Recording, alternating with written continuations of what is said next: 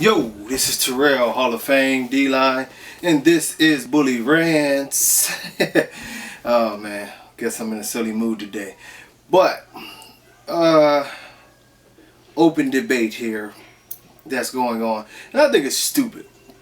Of course, we're talking about these damn exotics or all these things. Bottom line is this term that everybody says, all dogs have flaws.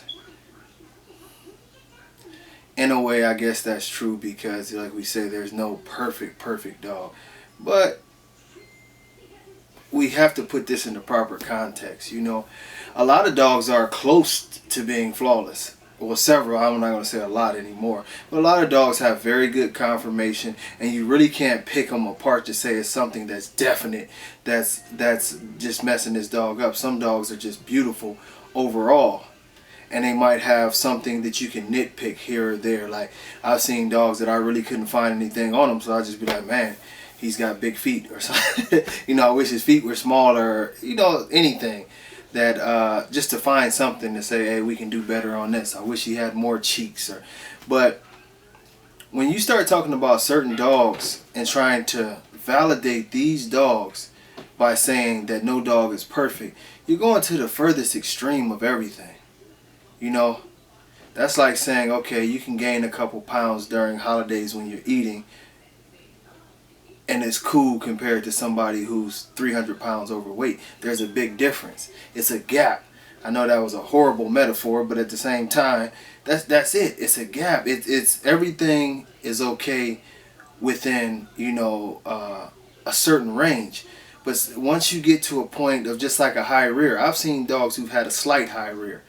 And, you know, you can barely tell it at a lot of times. Then you see dogs whose rear end is literally the same level that the back of their head is. That's ridiculous.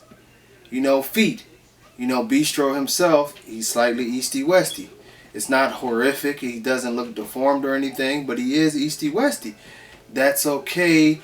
You know, it can be corrected. You know, okay. That fits into that small parameter.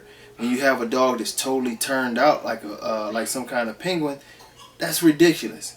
You know, people keep trying to validate some of these dogs that are train wrecks by saying, oh, this dog wasn't this and this dog wasn't that. That's not what we're here for as a breed.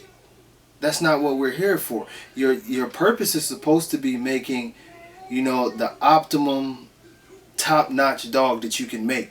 Not validating your own train wreck by saying someone else has a train wreck. That doesn't matter what someone else has. And yes, every dog might have what we consider to be a flaw one way or another, but you want to, as a breeder, you should be breeding to make these flaws as minute as possible. You should not be saying, oh, okay, I can still breed him because such and such has, you know, the same. No, both of the dogs need to be probably eliminated from a program, or you definitely need to be breeding towards making something better at all times.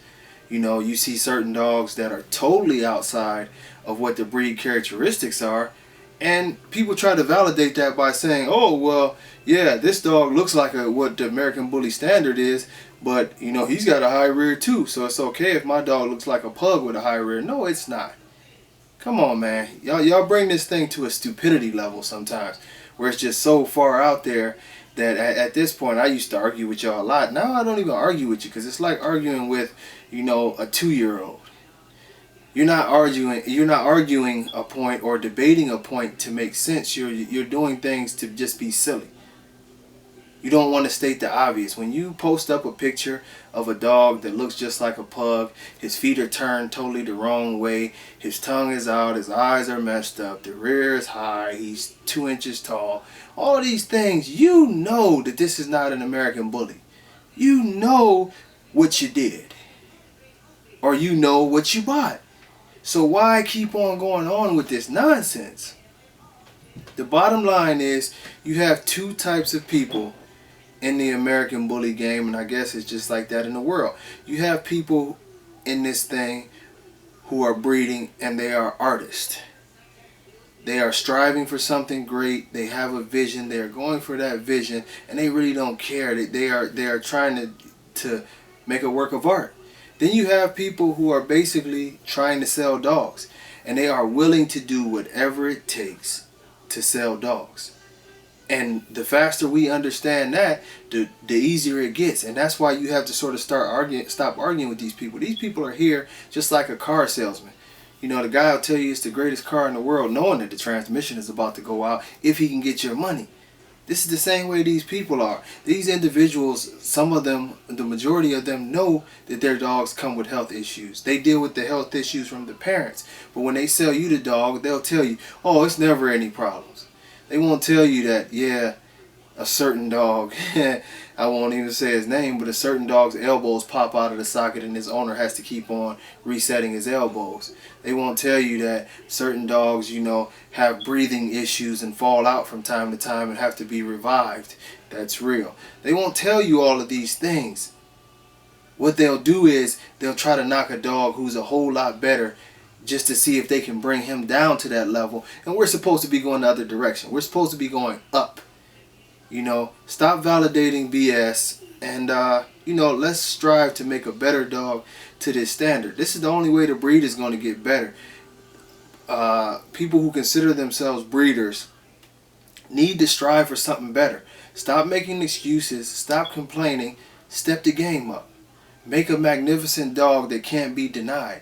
And once we have more people who are doing that instead of making excuses and incorporating very questionable things into their program, the breed will get better. But that's my stance on that. Thank y'all for watching Bully Rants. It's been a success.